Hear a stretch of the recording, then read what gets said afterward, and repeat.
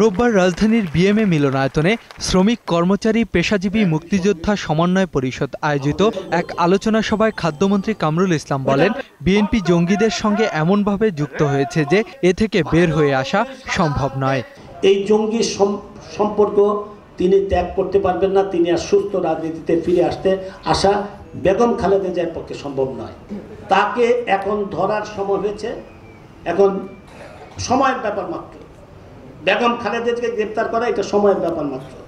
সে সময় মুক্তিযোদ্ধা মন্ত্রী আকামা মোজাম্মেল হক বলেন, দেশের উন্নয়ন সহ সবকিছু ধ্বংসের ষড়যন্ত্র করছে বিএনপি জামাত। আজকে যুদ্ধ অপরাধী দল জামাত ইসলামের যে অঘোষিত আমির বেগম খালেদা জিয়া, তার এই কর্মসূচিকেই অপ্রকারান্তরে সমর্থন করা হয়। তাই আমি মনে করি এ ধরনের কোনো আলোচনায় কোনো সুযোগ নাই।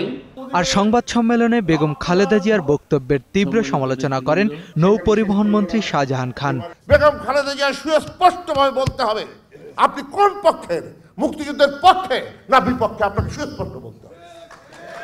তা নাহলে আমরা বুঝে নেব আপনি জামাত, শিবির, রাজাকার, যুদ্ধ অপরাধী, মানবতা বিরোধীদেরকে যে বিচার হচ্ছে সেই বিচারকে আপনি প্রতিহত করার জন্য আজকে এই ধরনের কর্মসূচি বা এই কাজগুলো, এই কথাগুলো আপনি বলছেন। মাইনুল ইসলাম, 21 টেলিভিশন, ঢাকা।